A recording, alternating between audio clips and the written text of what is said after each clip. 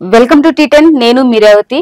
ఈ రోజు మనతో పాటు మన స్టూడియోలో ఉన్నారు రైతు సంఘం రాష్ట్ర నాయకులు శోభన్ గారు.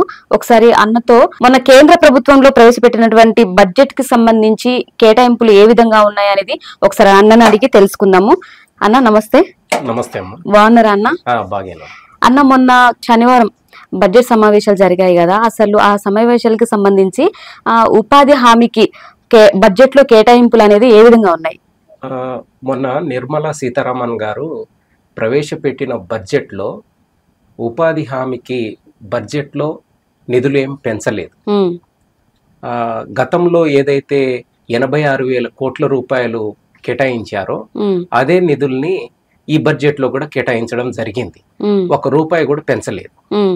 కానీ మనం చూసినట్లయితే భారతదేశంలో అత్యధికంగా ఉపాధి చూపిస్తున్న రంగం ఉపాధి హామీ చట్టం.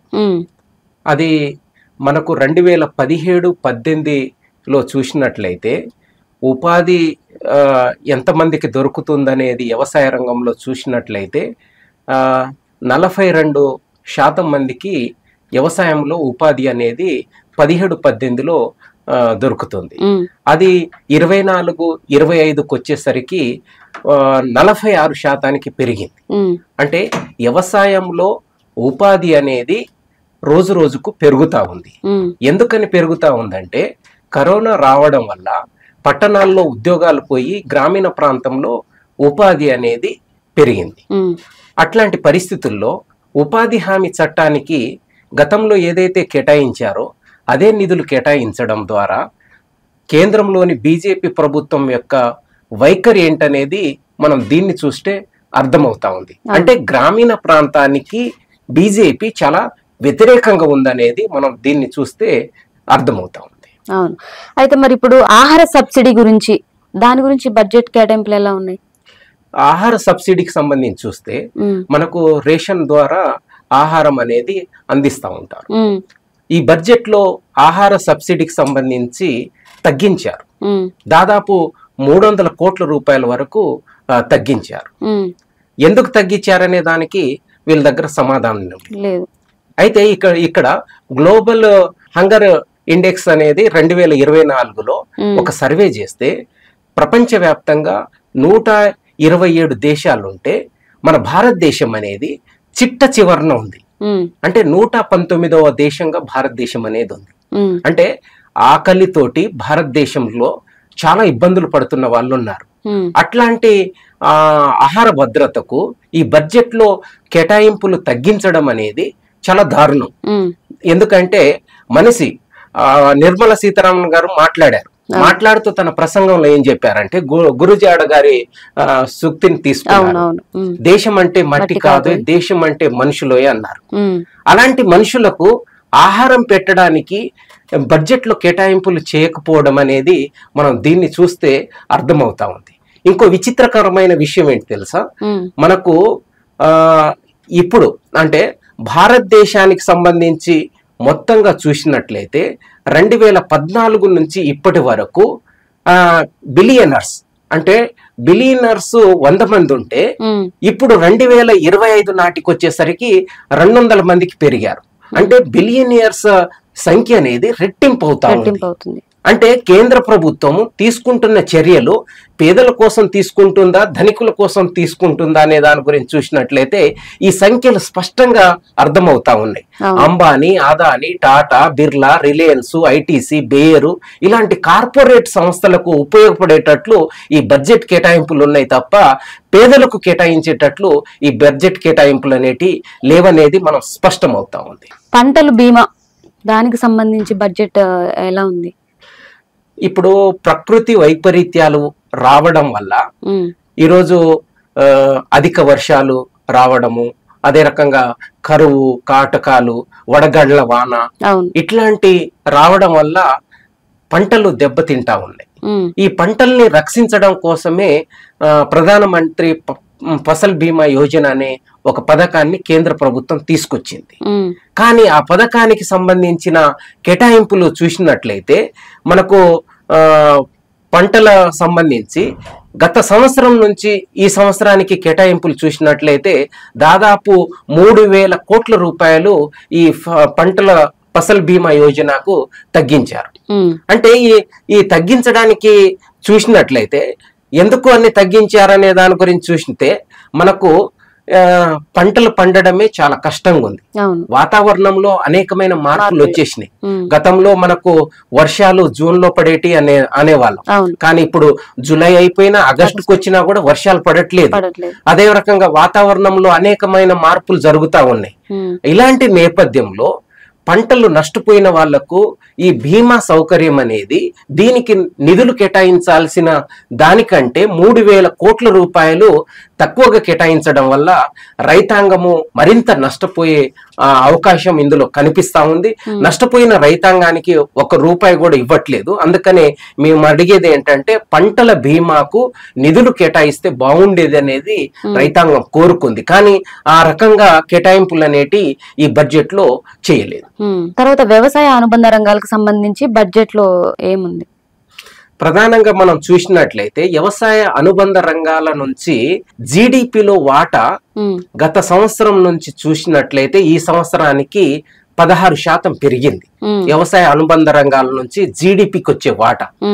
కానీ ఆ రకంగా ఈ బడ్జెట్ లో కేటాయింపులు ఉన్నాయనే దాని గురించి చూసినట్లయితే ఆ రకమైన కేటాయింపులు లేవు.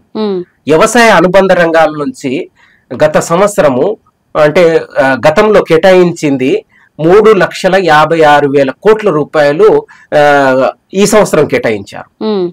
కానీ గత సంవత్సరం ఎంత కేటాయించారు? 3,72,000 కోట్ల రూపాయలు కేటాయించారు. అంటే గత సంవత్సరం కంటే 3,768 కోట్ల రూపాయలు తక్కువగా కేటాయించడం జరిగింది. అంటే మొత్తం జీడిపిలో వ్యవసాయ వాటా అనేది పెరిగింది. మరి పెరిగినప్పుడు వ్యవసాయానికి కేటాయించే బడ్జెట్ కూడా పెరగాలి కదా. మరి అటువంటి కేటాయింపులు అనేటి చేయలేదు. అట్లా చేయకపోవడం వల్ల బడ్జెట్ లో వ్యవసాయ అనుబంధ రంగాలు ఇంకా కూనరులే అవకాశం ఉంటుంది. కాబట్టి బడ్జెట్ లో ఎక్కువ నిధులు కేటాయిస్తే బాగుంటుందనేది మేము రైతు సంఘంగా చెప్పదలిచాం. ఎందుకంటే మీకు అందరికి తెలిసిందే, రైతులు ప్రధానంగా మన దేశ రాజధాని ఢిల్లీలో దాదాపు ఏడాది పొడవునా పోరాటం చేశారు. నల్ల చట్టాలకు వ్యతిరేకంగా ఫైట్ చేశారు. ఆ చట్టాలను ఉపసంహరించుకుంటూ ప్రధాని నరేంద్ర మోడీ గారు క్షమాపణ కూడా చెప్పాడు. కానీ ఆయన చాప కింద నీరులాగా ఈ రోజు వ్యవసాయ మార్కెట్ చట్టాన్ని అనేది ఒకదాన్ని తీసుకొస్తా ఉండు. ఆ చట్టం తీసుకురావడం వల్ల ఏమైతుంది? మార్కెట్ లో పనిచేసే హమాలీలు, దడవాయి, చాట ఇలాంటి పని చేసే వాళ్ళందరి కొలువులు అనేటి పోతాయి. ఆయనేమో ఉపన్యాసాల్లో చెప్తాడు కొత్త కొలువులు ఇస్తానని, ఏటా 2 కోట్ల ఉద్యోగాలు ఇస్తాననేది అంటాడు. ఈ కొలువులు పోతుంది ఆయనకు అర్థం కావట్లేదా? అందుకని మేము అనేది ఏంటంటే ఈరోజు వ్యవసాయ అనుబంధ రంగాలకు బడ్జెట్ లో కేటాయింపులు చేయకపోవడం వల్ల ఈరోజు వ్యవసాయం అనేది ముందుకు సాగట్లేదు. అందుకనే ఈరోజు మార్కెట్ లో కనీస మద్దతు ధర అనేది లభించట్లేదు. మనకు గత సంవత్సరం పత్తి కింట దాదాపు 9-10 వేల రూపాయలు ఉండేది. ఇప్పుడు మార్కెట్ లో అమ్మడానికి రైతులు వస్తే 7,000-6,000 రూపాయలకు కింట పత్తి కొనుగోలు చేస్తా ఉన్నారు. మిర్చి గత సంవత్సరము 21,000-22,000 వరకు కూడా పలికింది. కానీ ఇప్పుడు నిన్న నేను మహబాద్ మార్కెట్ ని విజిట్ చేశాను. ఆ మహబాద్ మార్కెట్ లో జెండా పాట 14,500 ఉంటే రైతులకు చేరేసరికి ఎంత వస్తుందంటే 11,000-12,000 రూపాయలు మాత్రమే అందుతా ఉంది. అంటే ప్రభుత్వము ఒక సొయ్యలేదు, అంటే రైతాంగాన్ని, రైతుల ఆదాయాన్ని రెట్టింపు చేస్తానంటుంది. మరి రైతుల ఆదాయాన్ని రెట్టింపు చేస్తానన్నప్పుడు రైతులు పండించే పంటకు చట్టబద్ధత కల్పించాలి కదా. కానీ మార్కెట్కి వచ్చేసరికి రైతులు అమ్మే పంటలకు సంబంధించి చట్టబద్ధత లేకపోవడం వల్ల తక్కువగా అమ్ముకోవాల్సిన పరిస్థితి ఏర్పడతా ఉంది. అందుకని రైతులు ఏం కోరుతున్నారు అంటే పార్లమెంట్ లో కనీస మద్దతు ధరల చట్టాన్ని చేయాలనేది రైతాంగం అడుగుతా ఉన్నారు. ఆ దిశగా అయితే ప్రభుత్వము ఆలోచన చేయట్లేదు. ఇంకో అంశం ఏంటంటే ఈరోజు రైతాంగం ఇంకోటి కోరుతుంది రుణమాఫీ చేయమని. ఈరోజు స్వామినాథన్ కమిషన్ గుర్తించింది ఏంటంటే మన భారతదేశంలో రైతుల ఆత్మహత్యలు జరుగుతున్నాయంటే ఒకటి కనీస మద్దతు ధర లేకపోవడం, రెండోది రుణాలు ఉండడం వల్ల. అందుకని ఈ 2 కారణాలు అనేటి స్వామినాథన్ గుర్తించారు. కానీ ఆ స్వామినాథన్ చేసిన సిఫార్సులనే ప్రభుత్వం అమలు చేయట్లేదు. మన దేశంలో 2014 నుంచి ఇప్పటి వరకు 1,742 మంది రైతులు ఆత్మహత్యలు చేసుకున్నారు. మనం నడుచుకుంటూ వెళ్తే మన కాళ్ళ కింద చీమ కూడా చనిపోవడానికి సిద్ధపడదు. అలాంటిది దేశానికి అన్నం పెడుతున్న రైతు తన అప్పుల బారిన పడి అదే తెచ్చుకున్న అన్నంలో పెరుగు ముద్ద కలుపుకొని పురుగులన్నం వేసుకొని ఆత్మహత్యలు చేసుకుంటా ఉంటే ఈ దేశాన్ని పరిపాలిస్తున్న పాలకులేమో ఆ ఆత్మహత్యల్ని అరికట్టడం కోసం ఏ కోశాన ప్రయత్నాలు చేయట్లేదు. రైతులు ఏమడిగారు? బ్యాంకులలో ఉన్న అప్పులన్నిటిని మాఫీ చేస్తూ పార్లమెంట్ లో చట్టం చేయమని అడుగుతా ఉన్నారు. దానికి సిద్ధపడట్లేదు. కనీస మద్దతు ధరలు కావాలంటే దానికి సిద్ధపడట్లేదు. కానీ మీరు చూశారా, 2014 నుంచి ఇప్పటి వరకు కేంద్ర ప్రభుత్వం, ఇదే బీజేపీ ప్రభుత్వము, కార్పొరేట్ రుణాలు, అంబానీ, అదానీ, టాటా, బిర్లా ఇలాంటి రుణాలు 14 లక్షల కోట్ల రూపాయల రుణాలన్నిటినీ మాఫీ చేసింది. అదే దేశానికి అన్నం పెడుతున్న రైతాంగాన్ని రుణాలు మాఫీ చేయండి అని అడిగితే వీళ్ళకేమో చేతులు రావట్లేదు. అందుకని ఈ ప్రభుత్వం ప్రజల ప్రభుత్వం కాదు, కార్పొరేట్ల ప్రభుత్వం. కార్పొరేట్ల కోసమే ఈ ప్రభుత్వం పనిచేస్తా ఉంది. అయితే ఇప్పుడు మీరు రైతు సంఘంగా ఏం డిమాండ్ చేస్తున్నారన్న మరి? అందుకని మేము ఈ ప్రభుత్వాన్ని ఒకటే చెప్పదలిచాం. వ్యవసాయ అనుబంధ రంగాల నుంచి బడ్జెట్ లో దాదాపు 16% జీడిపిలో వ్యవసాయ అనుబంధ రంగాల నుంచి నిధులు వస్తా ఉన్నాయి. అలాంటప్పుడు దీన్ని ప్రాధాన్యతగా గుర్తించండి. దీన్ని ప్రాధాన్యతగా గుర్తిస్తే వ్యవసాయం బాగుంటేనే దేశం బాగుంటది. కానీ వ్యవసాయానికి ఆ రకమైన కేటాయింపులు చేయకపోవడం వల్ల వ్యవసాయం అనేది సంక్షోభంలో ఉంది. ఆ సంక్షోభం నుంచి బయటపడాలంటే డబ్బులు, బడ్జెట్ లో డబ్బులు కేటాయిస్తేనే అది బయటపడడానికి ఉంటది. నేను మంచి కటింగ్ చేయించుకోవాలంటే జుట్టు ఉంటేనే కదా, జుట్టు లేకపోతే కటింగ్ చేయించుకోలేను కదా నాకు నచ్చిన విధంగా. అందుకనే బడ్జెట్ లో కేటాయింపులు చేస్తే మనకు నచ్చిన విధంగా మన వ్యవసాయాన్ని ఏ రకంగా ముందుకు తీసుకెళ్లాలనే ఆలోచన వస్తుంది.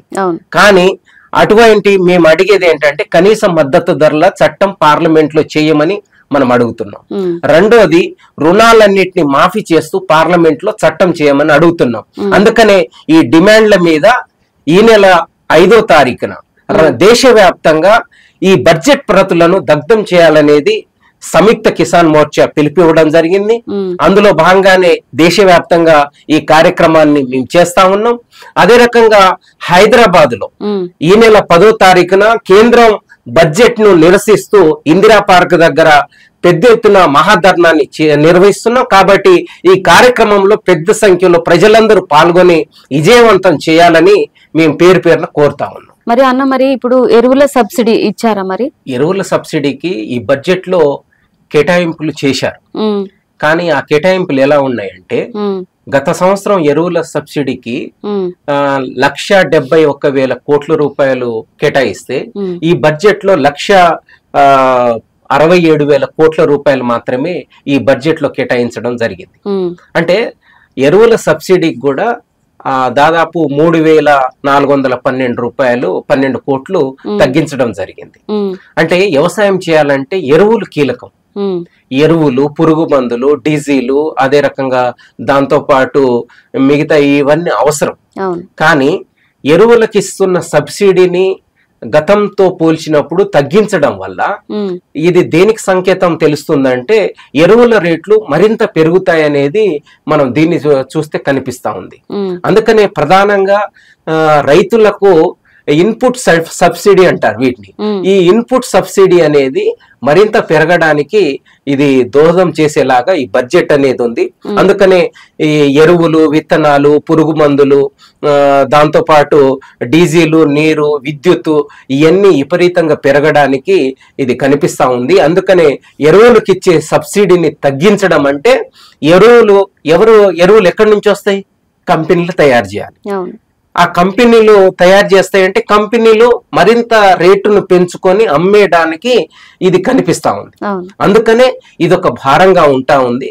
అందుకనే నరేంద్ర మోడీ గారు ఈ ఎరువుల సబ్సిడీ పెంచడాన్ని తక్షణం విరమించుకోవాలి, బడ్జెట్ లో దీనికోసం కేటాయింపులు పెంచాలనేది మేము కోరుతా ఉన్నాం.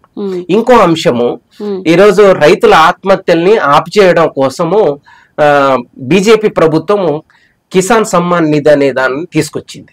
అంటే ఏటా 6,000 రూపాయలు ఇస్తారు. అంటే 3 దఫాలుగా 2,000 2,000 2,000 చొప్పున వేస్తారు. కానీ ఆ కిసాన్ సమ్మాన్ నిధికి 2018 నుంచి ఇప్పటి వరకు 6,000 రూపాయల వరకే ఉంచారు. అందుకని రైతాంగం ఏం కోరుతున్నారు, ఆ కిసాన్ సమ్మాన్ నిధి అనేది పెంచమని అడుగుతా ఉన్నారు. మన దగ్గర ఏమో గతంలో రైతు బంధు ఉండేది, ఇప్పుడు రైతు భరోసా పేరుతోటి 10,000 రూపాయలు ఇస్తా ఉన్నారు. ఇప్పుడు 12,000కు పెంచారు కాంగ్రెస్ గవర్నమెంట్ వచ్చినాక. అందుకనే బీజేపీ ప్రభుత్వం కూడా కిసాన్ సమ్మాన్ నిధికి పెంచాలనేది మేము అడుగుతా ఉన్నాం. బడ్జెట్ లో కేటాయింపులు ఏమన్నా పెరిగినాయి అంటే పెరగలే. గతంలో ఏదైతే బడ్జెట్ కేటాయించారో అదే కేటాయింపులు చేశారు తప్ప ఇంకా దాన్ని పెంచే ప్రయత్నం చేయట్లేదు. మరి ఎందుకు పెంచట్లేదు? ప్రతి సంవత్సరము భూమి ఏమో అట్నే ఉండదు, కొత్త పెళ్లిళ్ళు జరుగుతాయి కుటుంబాల్లో భూమిని పంచేసుకుంటారు. అట్లా పంచడం ద్వారా కొత్త వ్యక్తులు అనే వాళ్ళు వస్తారు. అందుకనే కొత్త వాళ్ళకు అందించే ప్రయత్నం ప్రభుత్వం నుంచి చేయాలి కదా. కానీ ఆ వైపు ప్రభుత్వం ఆలోచన చేయట్లేదు. కిసాన్ సమ్మాన్ నిధికి రోజు రోజుకు అందులో పథకానికి అర్హులైన వాళ్ళ సంఖ్య తగ్గుతుంది తప్ప పెరగట్లేదు. అందుకనే కిసాన్ సమ్మాన్ నిధిని సడలించాలి, దాన్ని అందరికీ అందుబాటులో ఉండేటట్లు అంటే 6,000 10,000కు పెంచి రైతాంగానికి అందరికీ అర్హులైన రైతాంగాన్ని అందరికీ అందించేలాగా దాన్ని సవరణలు చేయాలనేది మేము తెలంగాణ రైతు సంఘంగా కోరుతున్నాం. ఓకే అన్న, థ్యాంక్ యూ. చూసారు కదా, రైతు సంఘం రాష్ట్ర నాయకులు శోభనన్న గారు మనకి బడ్జెట్ గురించి చాలా స్పష్టంగా వివరించారు. మొన్న జరిగినటువంటి బడ్జెట్ సమావేశంలో బడ్జెట్ అనేది ఎలా ఉంది, అసలు ఏ రంగానికి ఎలా బడ్జెట్ కేటాయింపులు అనేది చేశారు అనేది అన్న చాలా స్పష్టంగా చెప్పారు. చూసారు కదా, ఇది ఇవాల్టి ఇంటర్వ్యూ. నెక్స్ట్ ఇంటర్వ్యూతో మళ్ళీ కలుద్దాం. నమస్తే.